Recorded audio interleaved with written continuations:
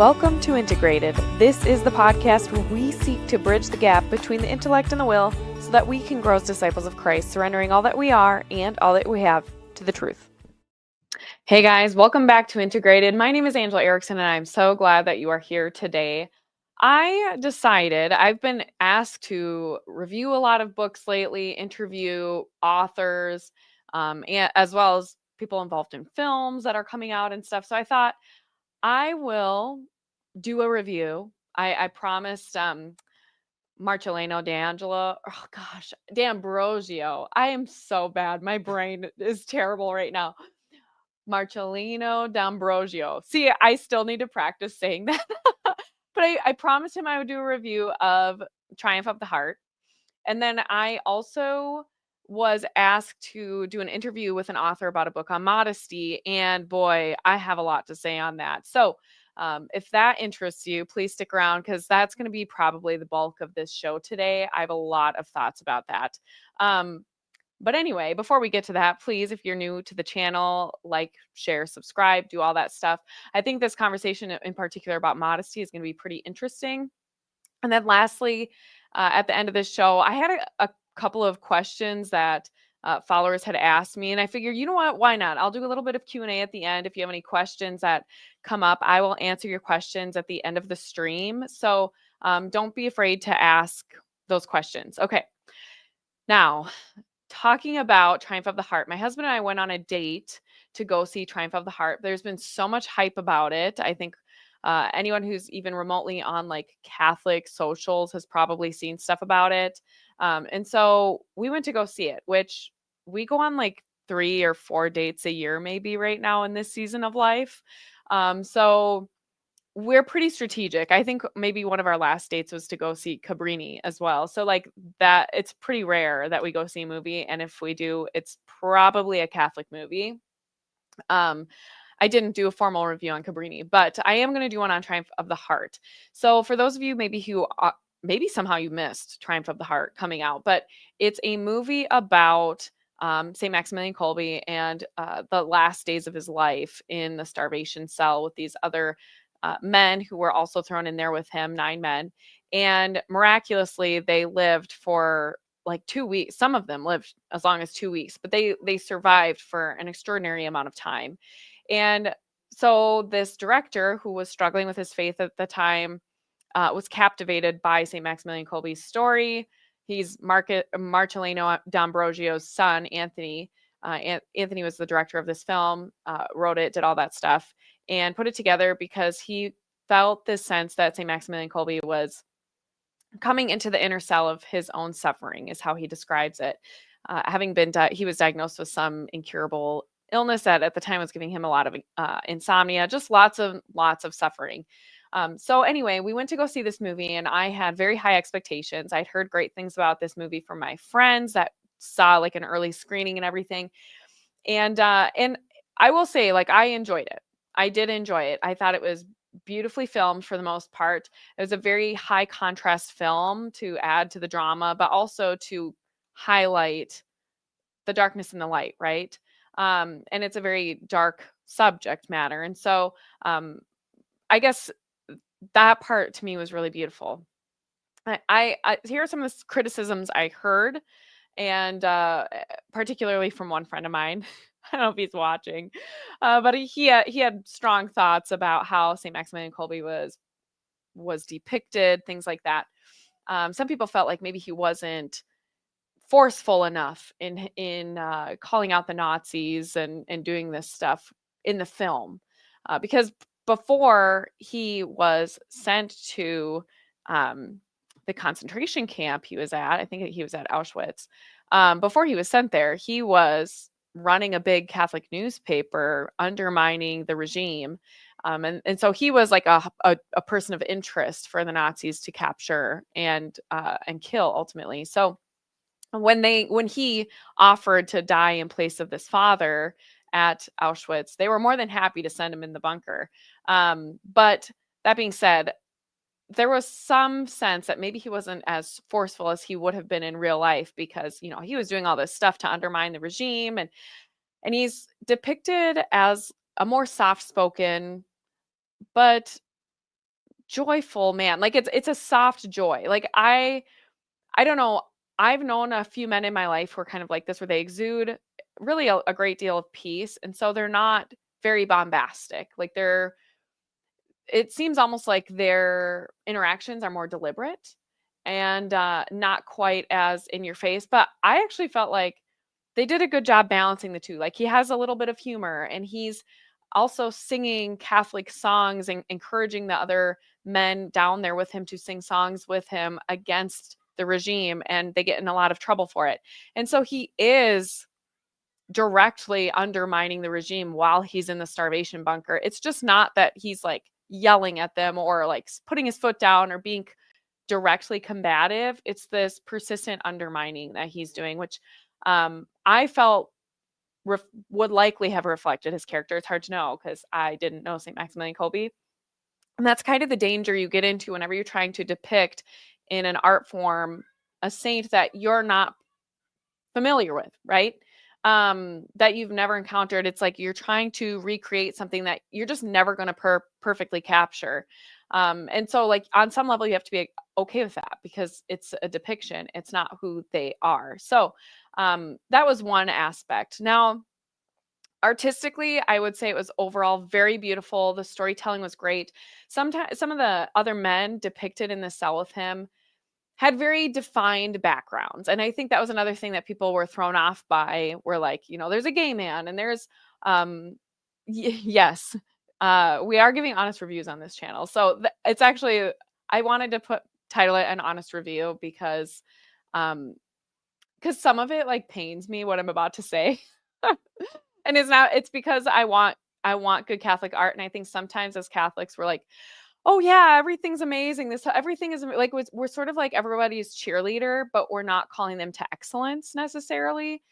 And so, yeah, this is an honest review. I'm going to challenge people to excellence with these reviews. So, the thing anyway, one of the other criticisms I saw was that these people in the cell, you have like a gay man in there and just like all these really interesting stories. It was almost like everybody had too interesting of a story, which is maybe not likely or whatever. But really at the end there's like they explain like these each individual is a composite of other people who were there or likely would have been there. So it was trying to give a rounded view of like the types of inmates that were there in the like at Auschwitz, right? It wasn't like we know exactly the backstories of all of these other men that were starved with him for 2 weeks. And at the end of the 2 weeks, St. Maximilian Kolbe and a couple of other men actually were just given lethal injections because they just would not die. But anyway, so that was kind of, I think, the point behind it. They're trying to look at the broader scope of like who were the type of people brought to Auschwitz and these concentration camps. Okay. So that part didn't bother me at all. It didn't bother me that there was a gay guy in there, especially because in the modern day, I'm thinking you're wanting to connect with that audience and call them to Christ. And so somebody might see themselves in a cell of their own same-sex attraction, right? And they feel lonely and isolated, and they identify with this man in some capacity. And at one point, St. Maximilian Kolbe is hearing their confessions and things like that. And that was another thing that was a sticky, touching point.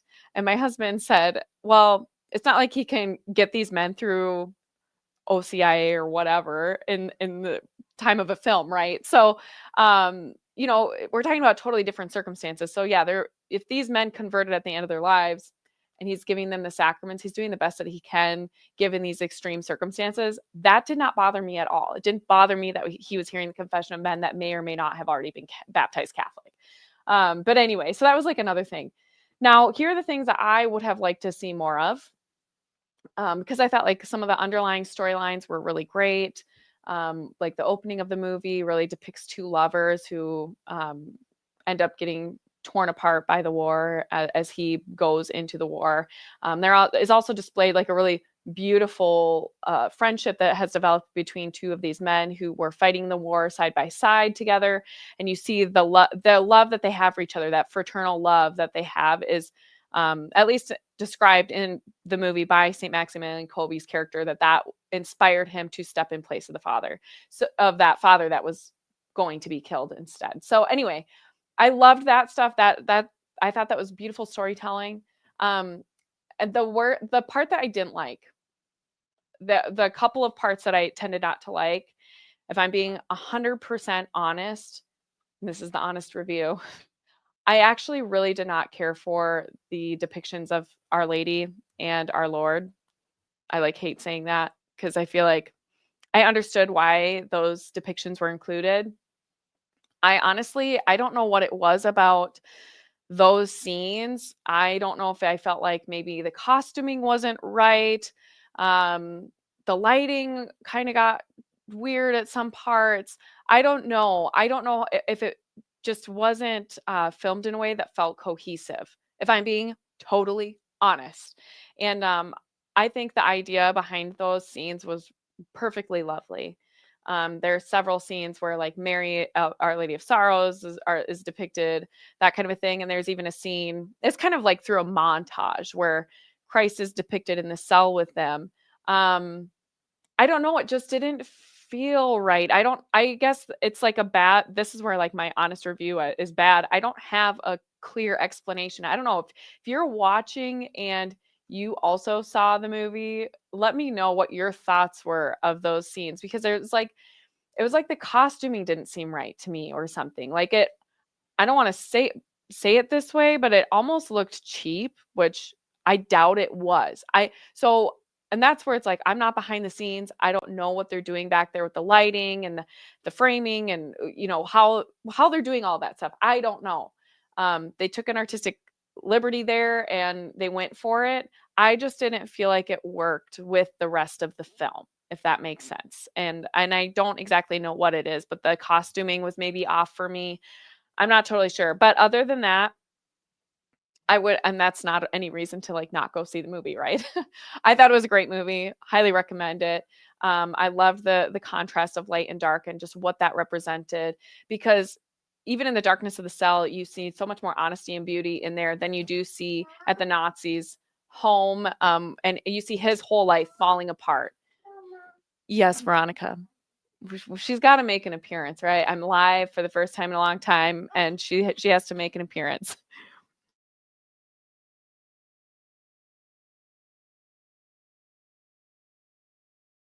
What, honey? What do you need? You gotta tell me what you need. Just one snack. I'll come out and make you a snack. Oh, okay. Well, we'll talk to John when we're done. But I'm gonna be done soon. Okay. I'll get you another snack when I'm done here. Okay. Bye. Yeah. Okay. Thanks for sticking around. All right. So that was the Triumph of the Heart. That's my honest review of Triumph of the Heart. I thought the storytelling was beautiful. Overall, really loved it. Love the contrast. I love that you can see, while St. Maximilian Kolbe is dying and the prisoners are dying, there's so much grace there. And he is going home to the Lord, whereas, like, this Nazi that had him in the cell was, like, keeping eyes on him, basically. He's the one running the show at Auschwitz, and he ultimately goes home to an empty house. His wife has left him and taken the children. And you just see this dichotomy, right? Like, he's coming into the fullness of the culmination of his life's work, St. Maximilian Kolbe is, going home to our Savior. And then this guy is going home to an empty house. And so I just loved that. There was a lot of that type of dichotomy going on, and symbolism. So it was just really beautiful. Now, moving on to my next review. This might be a little brutal. And I hate saying that because it's not a review that I wanted to be brutal. But I gotta be honest. This is the honest review. So I was reached out to by a publicist that I like. She usually pitches a lot of great books and interviews, things like that. And she asked me to talk to this author named Catherine Rose. And she has this book called A Return to Beauty: Ancient Catholic Wisdom in Modern Fashion. I've got it right here. Um, and I actually hesitated right out the gate. because I feel like this conversation on modesty rarely has any nuance to it. It seems like people are kind of in two different camps. There's like the, oh, I'll do whatever I want camp. As long as I cover my butt before I go into church in some way, I'm probably fine. And then on the other camp, it's like women must always wear skirts and dresses, and they should not be allowed to do any of this because it's cross dressing and the Bible forbids cross dressing and all of that stuff. Like there's no, I feel like we're talking past each other a lot. And so I responded to the publicist and I said, I'm open to reading this book. I won't do an interview unless I have at least read some of the book first, though, because I generally don't like to do that anyway, but also because I want to know if this is a little bit different than what I'm expecting. And it was pretty much what I was expecting. And so when she followed up with me and asked, do you want to do the interview? I said, I'm willing to do the interview, but it's not probably going to be like a softball interview necessarily because there were just things that I did not really like about this book. And I got to give props to the author, Catherine, because she was still willing to come on. And so I do have that interview that will be published later this week. So this is just like the background of how this interview came to be. Now, the book itself. I am going to try and point out and highlight some things that I agree with before I get into the actual critique of this book. So some of the things that I agree with is that obviously we have an issue in our modern culture with like how to dress appropriately. And that's why I think this conversation is important. It needs to be had. Women are so oversexed today. Like I think everything is so hypersexualized that women look at things and like really weird things and think, well, it's not as bad as like what other people are wearing. So, I mean, I'd be fine, right? Like grown Christian influencers on their Instagram pages wearing crop tops and like low cut jeans, like low rise jeans, and thinking like that's modest or that represents like what a Christian woman looks like, I guess. I don't like that. Um I think it's really weird to be a mother, a grown woman, especially showing your midriff. I would never want to see my children dress that way. So why would I dress that way as an adult? Like for me, the belly button is like, I don't know why. This is where like the cultural thing comes in, but like your belly button, your abdomen, that kind of thing, they're veiling some of your reproductive system. It's a sacred place. And so it should be veiled like that I'm weird this way, but I believe that like it's one of the reasons I don't like bikinis, right? But many Christian women, they go flaunt everything that they have in thong bikinis at the beach and then go and tell people about Jesus, and that's the other thing is that there's nothing wrong with going and talking to people about Jesus.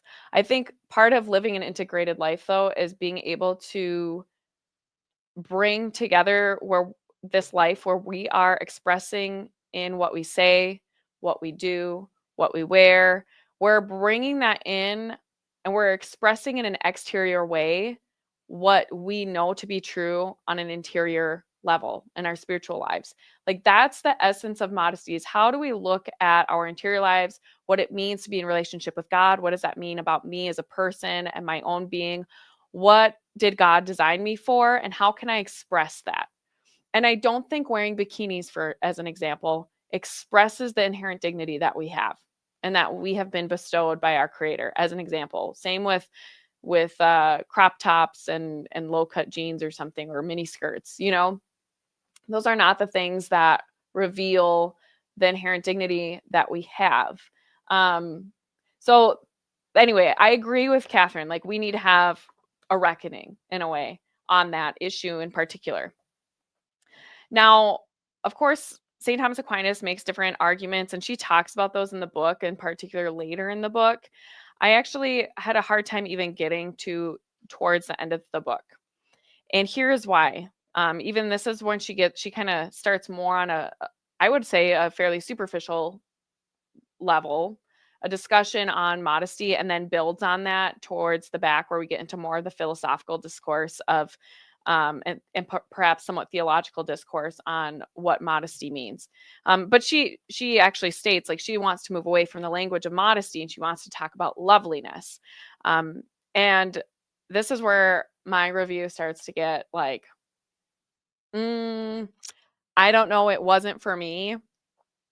She uses the words pretty and lovely probably hundreds of times in this book. In paragraphs, multiple times, almost every other sentence sometimes. And it comes across as very infantilizing. And this is what really shocked me, though, because I was not sure what to expect with this interview that I had with her. Because reading her book, I was expecting one thing. And I'm going to be totally honest with you. She surprised me in the best way. Like she really surprised me. Because I was reading things like every time the word skirt is presented in this book, she's paired it with lovely or pretty almost every single time. Same with dress. And I kind of had to wonder, like, where is the editor for this book? And there was an editor, and I'm sure that she put some work into this. I didn't feel like as a book it was well written, and so that shaped some of my perception. To get more and more granular, I mean, the grammar in a lot of it was really bad. Totally honest. And so that was hard to read. Like sentences such as, "We clothe ourselves because someone who looks upon my bare flesh might demean me as an object." When you're writing a sentence, you don't want to change your pronouns that you're using in a sentence in the middle of a sentence. You want to stick with one. It gets very confusing very quickly, and it sounds very conversational. We do that a lot in conversation. I do that a lot in conversation, but in writing, you don't switch your pronouns in the middle of a sentence, and she does that a lot in here, which made it very, very hard to read, to be honest. And the constant discussion of prettiness. Like I talk to my daughters about things being pretty. I don't talk to grown women and ask them like, "Do you want to feel pretty today?"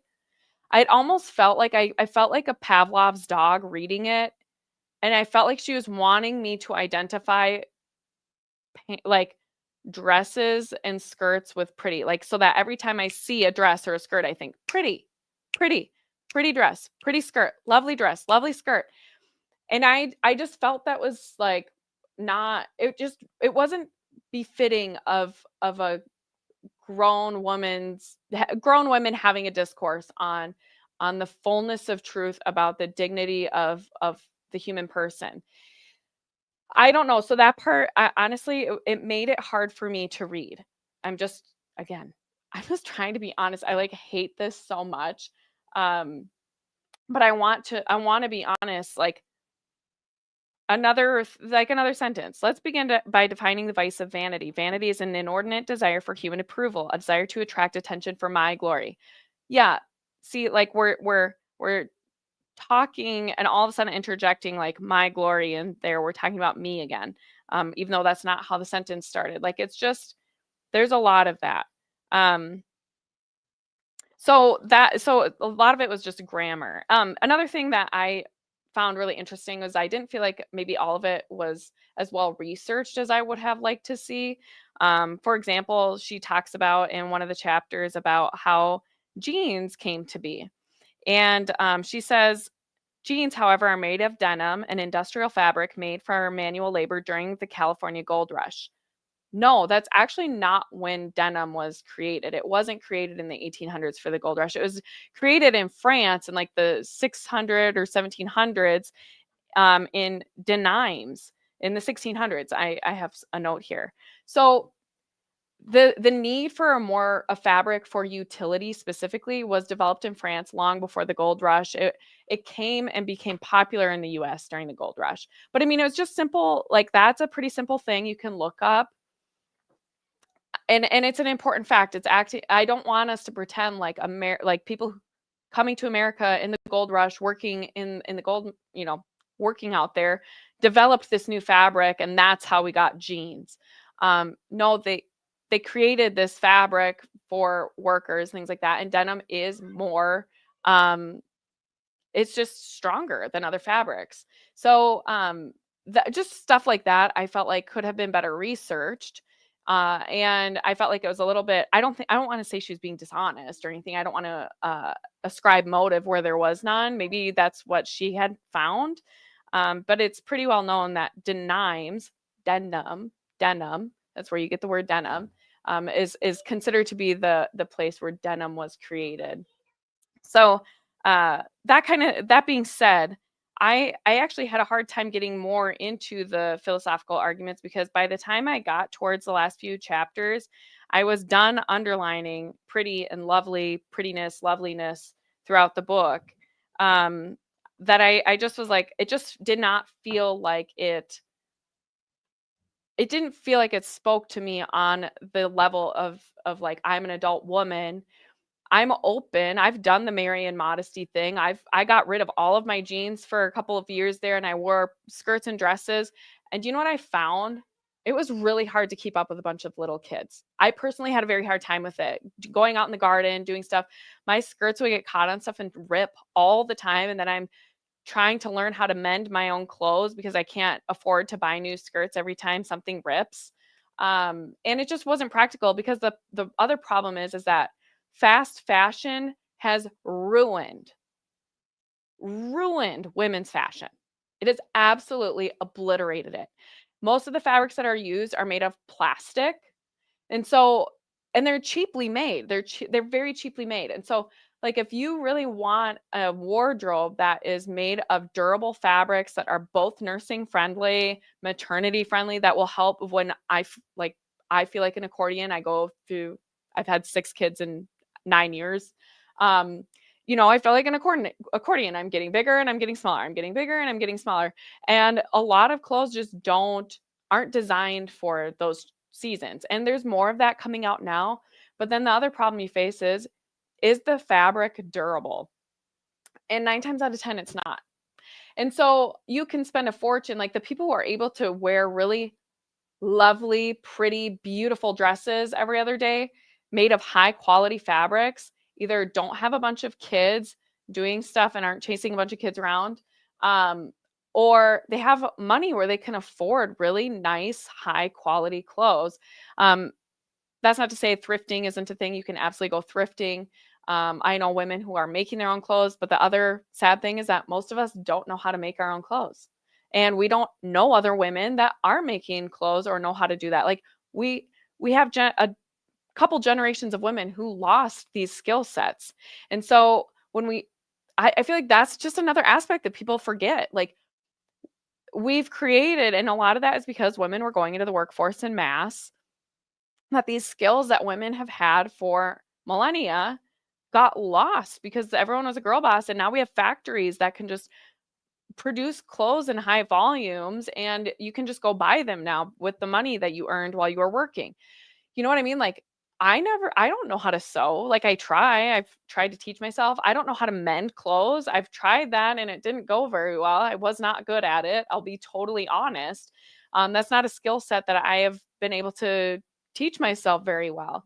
And so when you see women who are like good, faithful Catholic women, and they're doing their best to dress modestly, not in pants and or not in dresses and skirts all the time, but they're wearing jeans and honestly probably pretty modest jeans. Um, maybe they're always covering their butts whenever they're wearing jeans or something. Like, can we have a conversation about like, is there a modest way to wear jeans instead of like this yes, no, black, white, never allowed, or like women who are never going to wear dresses or whatever. Um, and I also don't buy that.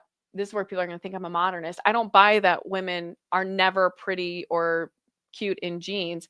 I think the one of the points that I also agree with her on is that, and she brought this up a lot, is that care for the externals ought to fit a person's situation in accord with common custom.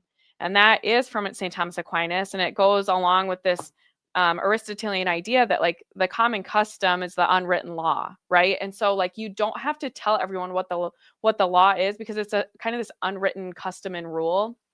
And I feel like we live in a time where it's not inherently immodest to wear jeans that are designed for women. They're not, I don't buy that it's transgender or being a transvestite if you wear a pair of jeans. Men's jeans look different than female jeans. They just do. The same way that like male togas were designed differently than female togas, for example, or like, heels, the heels that women are wearing today, they were first designed for men who were horseback riding so that they could get their feet in the stirrups and be in a sturdy way, and that became a sign of affluence and fashion, and men would wear heels everywhere, and then women adopted it because they realized that their legs looked more, I guess, in a way seductive, right? Like, but we don't argue whether or not women should wear heels, like hardly ever, and it's almost uniquely ascribed to feminine culture. That is a feminine thing to do, is to wear heels in these days, but it wasn't always that way. The common customs have changed and shifted. And then the last thing that I think needs to be discussed more, especially in this conversation about modesty, is that men have authority over their wives and fathers have authority over their daughters. And so the one ultimately responsible for how their wife is dressing or their daughter is dressing is going to be the man who is the head over her. And so that's where it's important for the men to like, what do I think best represents or cherishes your dignity as my wife?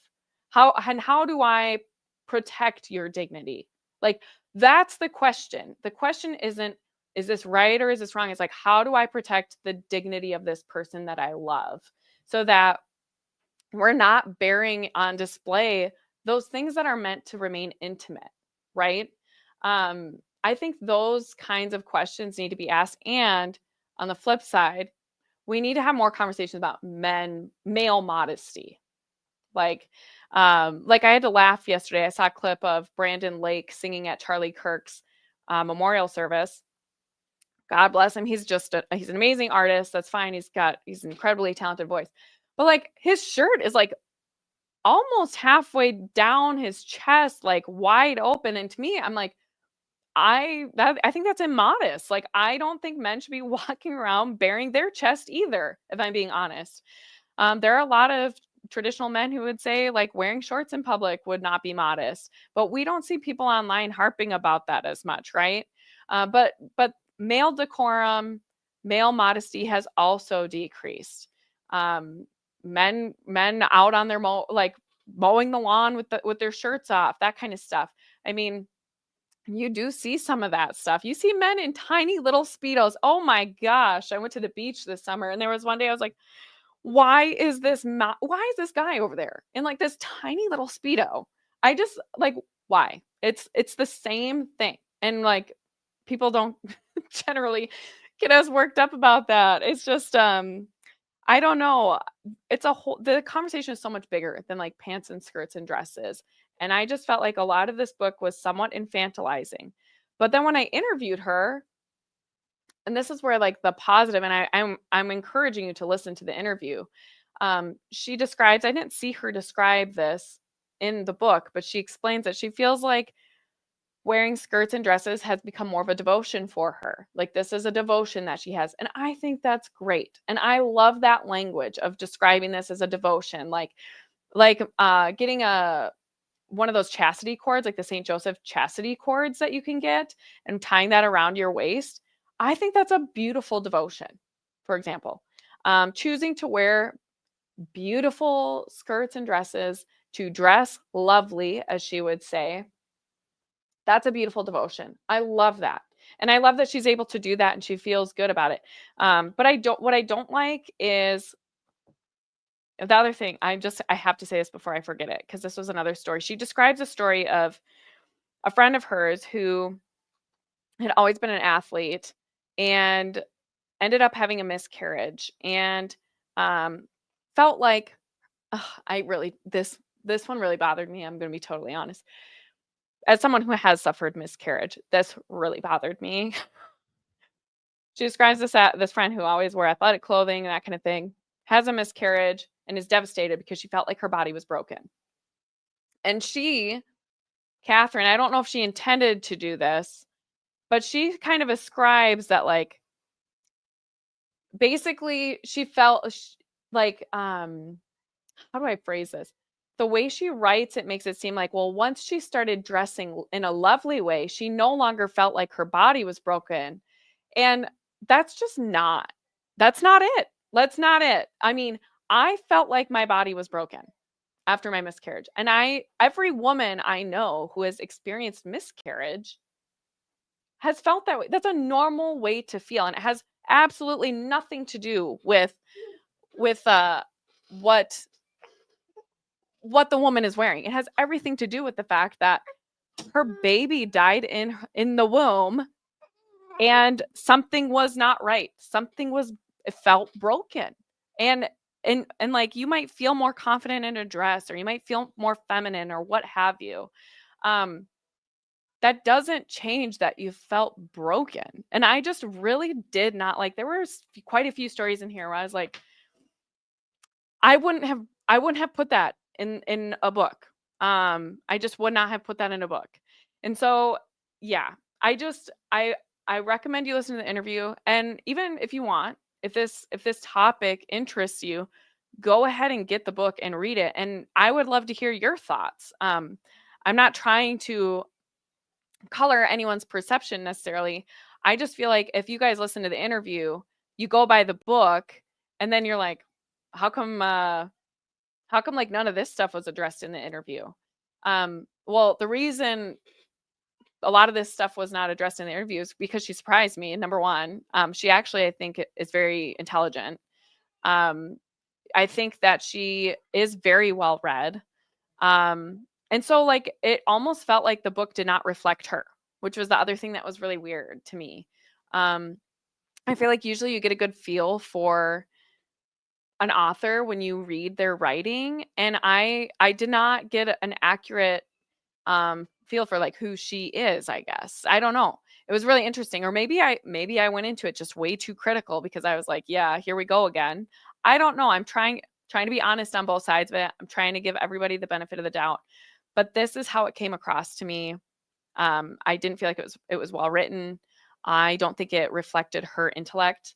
I felt like it was very infantilizing in a lot of ways.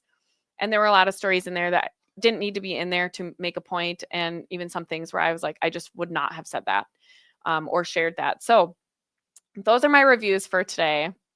If you have any questions, please feel free to put them on YouTube in the comment section. Otherwise, I do have a couple of questions. We're just going to get into random Q&A. This is random Q&A time because I threw it out on Instagram. I was like, I'm going to be live in a few days. If you have any questions for me that I can answer, I would love to do that.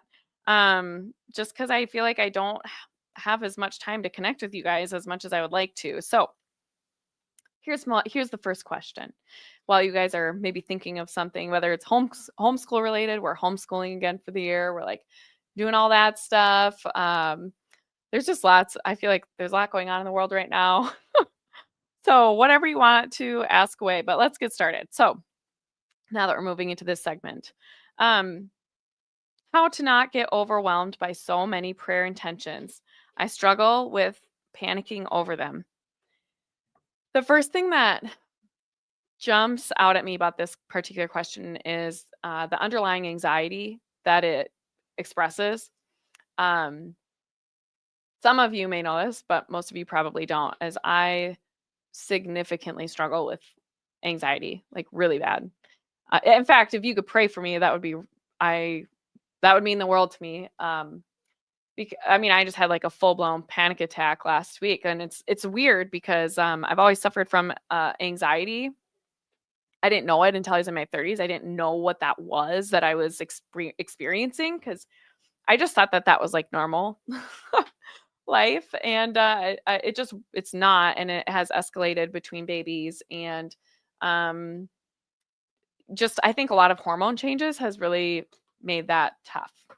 Um, so that being said, the anxiety part is really hard. Whether you have like an actual condition where you suffer with anxiety as a clinical type of thing, it's not just as simple as saying like, oh, just surrender it to God, because there's a physiological response happening outside of just this regular anxiety. But St. Francis de Sales does say that anxiety is like one of the worst things you could possibly let run your life, because it is such an impediment for the soul to heaven. So, which is scary, scary to think. Um, Really, a lot of it has to do with, I think, it does have to do with a lack of surrender, but some of it is just dysregulation in your body and your nervous system. And so, I do think one of the most important things is get offline. Seriously, especially if you're someone who's chronically online, there is absolutely no doubt that that is driving a great deal of your anxiety. Second, go touch grass. Literally, go touch grass, go grounding, go outside, bare feet if you can, and just encounter nature. Like, I think sometimes we have to reconnect with God's creation. That's one of the reasons I love praying matins and lauds in the morning, is because, like, and I try to pray it outside because I do try to get sunlight in my eyes in the morning because it helps with your circadian rhythm. It helps boost your vitamin D levels, and it helps reduce inflammation and just helps your nervous system regulate. So anyway, doing all of those things, I'll try to pray matins and lauds outside in the morning, and it does help me to just be in nature and like God is so good, you know? And so like all of this stuff, we're so consumed by this 24-hour news cycle that like our bodies are not wired for. We weren't made to be absorbing so much content, to be burned out on dopamine hits. And we weren't made to like take on all the trauma of the world, right? And so I think cutting social media, that means fasting from social media for a week, a month, whatever you need to do. I think that is going to be very beneficial for anybody, but especially if you're someone who struggles with seeing all of the prayer requests. Second, I if you're really getting a lot of prayer requests, I think making a morning offering and a daily consecration, just understanding like if it even helps you to like write them down in a book and just say, I'm praying for these things and all of these intentions in this book. That is sufficient, and just give it over to God. Let Our Lady, by her grace, she knows where those graces need to go most, right? Like our Lord knows what is the most important thing, or like what's really going on and what his plan is. And so you could do a surrender novena, that kind of thing, but I think you just have to be able to walk away and not take on other people's problems as your own, because they're just not your problems. They're just not. And it's out of your control. It's this need for control, which is what makes it so tough. So, oh, I'm gonna try and get Alice out for a second. I'm gonna see if she can grab a snack, and I will be right back. 1 second.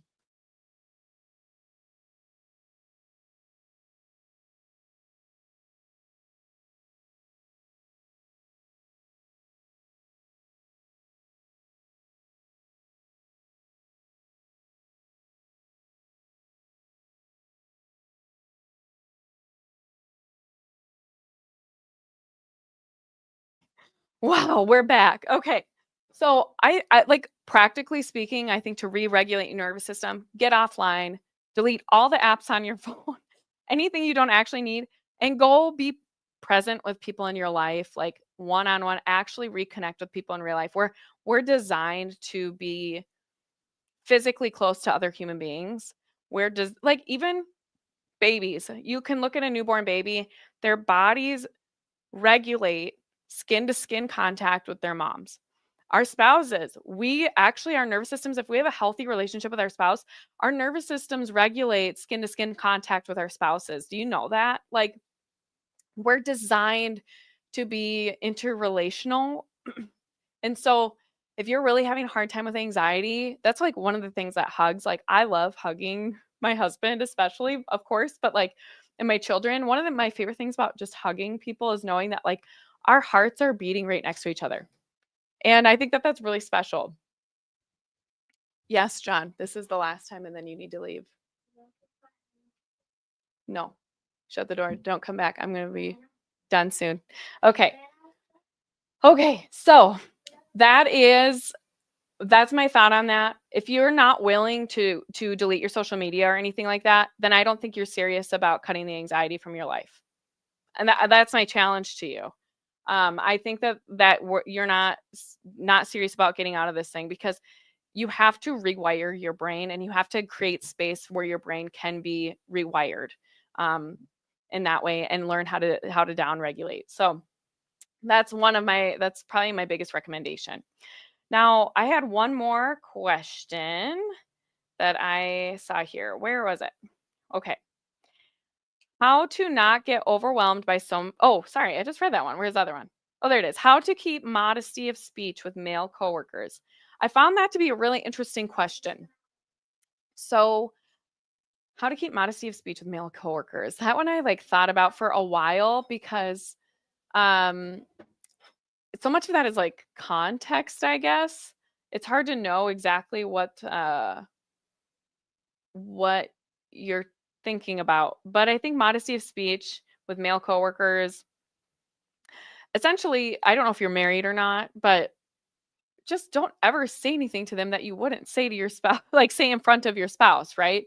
Or I don't know, like imagine it like a texting exchange, and would your spouse be okay? I mean, your real spouse or future imagined spouse, how would you feel about them reading that on your phone, for example? Um, I think that probably gives you a pretty good idea about modesty in speech. Like, would you be kind of embarrassed that your future spouse or current spouse saw this? Um, I also think less detail is more when you're talking to people of the opposite sex. They don't need to know all the details of everything. So maybe one of the things you need to do is like ask yourself, is this necessary? Does this person need to necessarily know this thing? Or if I say something, is there a way that I can make it broad and vague but still get my point across? For example, people who do a lot of public speaking, I notice they'll often begin, and I did this too, it's very common, but when you first get involved in public speaking and you're asked to speak places, you're really like wanting to connect with people. And so you'll share a lot of very personal things to people because you feel like you're supposed to connect with your audience. And in hindsight, you're like, wow, I probably overshared a little bit too much. Um, and so over time, you learn to refine how you share a particular story. You might be more vague about the people involved, or more vague about what got to the ultimate, like the ending, I guess, like the steps leading up to it. Right? You learn to brush over things that are not necessary for the story. And so I think having an idea of how you can be better at making you can about learning how to make your point without the nitty-gritty details that are not necessary, and asking yourself, would my spouse or my future spouse be okay seeing or hearing this? So those are my tips. I hope that kind of helps. Stephen Juno, it's so good to see you. I hope that you guys are doing well. You're in Front Royal now, right? And you guys, everybody congratulate Stephen, because I'm pretty sure. Did you guys just have a baby, or did you just get what did I say, pregnancy announcement? I feel like I gotta know. So you better tell us, Stephen. So he says, Angela, what advice would you give parents who aren't particularly inclined to homeschool but are nonetheless looking to try the homeschooling route? Ah, that's such a good question. Asking for a friend. Is that friend you? Um, yeah, I never thought I would be homeschooling, and it has been a whirlwind. Gosh, I should really just do a stream on that alone. Because when we first got married, I thought we would send our kids to private school, even though both my husband and I grew up in a small town going through the same public school system. And my husband was like, absolutely not. They're just going to go to school like everyone else. But at the time, I was working for Students for Life and knew what was going on the back end, because I was fighting with administrations every week about whether or not pro life clubs could be at their public schools. So I thought, absolutely not. The environment is way too hostile to our Catholic values. It's not the same, regardless of the actual history of public school, which is a whole nother thing. But as I understood it at the time, that was already a big red flag for me.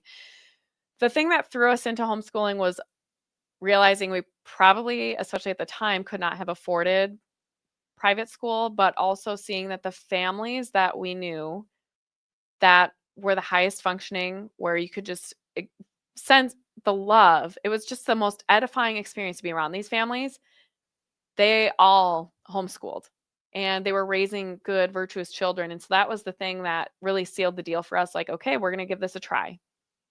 Now I've been homeschooling for 5 years or so now. I probably started a little bit early. Like I earlier than I should have. Like I wouldn't recommend trying to start homeschooling your kids when they're 3, 4 years old. It's not necessary, outside of just games and whatnot. But I didn't know what I was getting myself into, and I thought, well, we're kind of following a public school model, right? Like that's just kind of what you do. My homeschooling looks a lot different now than it used to, but it's been hard. Like I don't think people are as honest about how hard homeschooling is. There are a lot of factors involved, right? Some people have 2 kids and they're really spaced out, and that has its own challenges and also its own benefits, right? Like you're not teaching those kids how to read at the same time. Teaching your kids how to read is for sure the hardest stage, I think, and what I've also been told by other veteran moms who homeschool their kids through high schools, it's very demanding. Um, Other thing that makes it hard is if you have a lot of kids close together in age, like we have, that adds another layer of difficulty because you're struggling with toddlers and babies and trying to teach reading and do upper level stuff because when they get into third, fourth grade, the course load really increases pretty significantly. Um, so I think you have to take all of those things into account and you have to look at what kind of a system you have. Are you able to provide a support system? Is there a way that you guys can split up classes? Like maybe dad does religious ed on Sundays after mass, for example. Like that's an option. You don't have to school in the Monday through Friday mindset. You can do classes on the weekend too, but you have to stick with it. It takes a long time and it might even take years to really figure it out. I feel like it took me years to find my groove. And there are some years that are really hard. Like last year, for half the year, I mid year enrolled my oldest child at a private school because I was done. I was done. I was at my limit.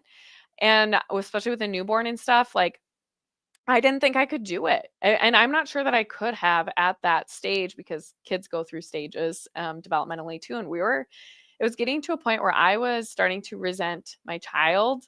And and I think she could sense it. You know what I mean? Like the other thing is like the homeschool environment, you're forming these relationships in such a strong way. And so, like, I needed to step back. She needed an environment where she could develop some more executive functioning skills with schedules and routines, things like that. Um, I don't know. It wasn't the greatest experience. So she's homeschooling with me again this year, but at the time it felt like that was the best option. It gave me a lot of insight and sympathy for families who feel like they can't personally homeschool. I'm just going to be totally honest. I was like, I get why there are families who feel like they can't do it. I have zero judgment for families who are genuinely doing the best that they feel like they can. Um, I've had very little support in homeschooling, and so that has made it hard in different stages in particular. But it does get easier in some ways. And so I think too, you have to learn how to be creative about how you homeschool. Like we do a lot of our homeschooling in a kind of one room schoolhouse model. So like our kids are all doing things like science and history together. We're studying classical music right now just through podcasting, and then they have piano lessons and stuff. But um, we're just getting curious about stuff and finding ways to make it work for everybody. Now, the kids are picking up things that the little kids aren't picking up yet, but they will. Like in a classical education, a lot of it is just repetition and memorization, but also just exposure. And so that's what we're trying to do. You just learn what works best for your family, and it takes time. So if you, Stephen, if you or your wife are looking at homeschooling, I think honestly, just give it a go. There's no, it's not going to set your kids back if you homeschool for a year. It's just not. Especially if you're doing a lot of reading. Like reading is going to be the thing that is the most beneficial for your kids and your family. And honestly, they'll be probably better off than a lot of the public school kids. And it gives you an opportunity to instill other values in them, like having a strong work ethic, building a home economy, teaching your kids how to do basic chores and things like that. That I mean, I never learned. I didn't even know how to do my own laundry when I went to college because um, I was told like not to do that. Basically, I think my mom liked doing things a certain way, and so she didn't. She, that's how she managed it a certain way in our household, and I didn't know how to do any of that. So, um, hi Shelby, it's good to see you too. Hi. But yes, Stephen, I don't know if you have more questions, feel free to shoot me a message. But I say give it a go. It's not going to set your kids back that far, and you're going to kind of learn as you go. But the other thing that I will say you have to do, you actually have to do this, is find a mentor. Find like your wife in particular needs, I would highly recommend. And because I know where you guys are, I know that there are families like this out there that are also homeschooling. Find a mentor that she can go to ask all of her questions. One or two older women who have already homeschooled their kids, um, that she can bounce ideas off of without any judgment. And it might take her a while to find those women, but she ultimately will find them and they will make the world of a difference. So, um, 10 out of 10 recommend doing that if you're really considering looking at homeschooling, but you just got to try it. You're not going to know until you try it. And give it time and realize that you're not, if you decide to try one curriculum, you're not married to that curriculum. So if it doesn't work or you don't like it, you just find something else. It's kind of the beauty of homeschooling is you can do whatever you want with the curriculum. I mean, I use some classical curriculum, I use some Charlotte Mason. I've gone back and forth with different curriculums for like religion and things like that, and we just have learned to incorporate these different models of learning into our school, and it's been working really well. Like today, drove out to get my raw milk at the farm, and we're in the car for like 45 minutes. So we listen to our history. I love the TAN audio history that they have, the dramatized audio history. Right now we're learning about the Middle Ages.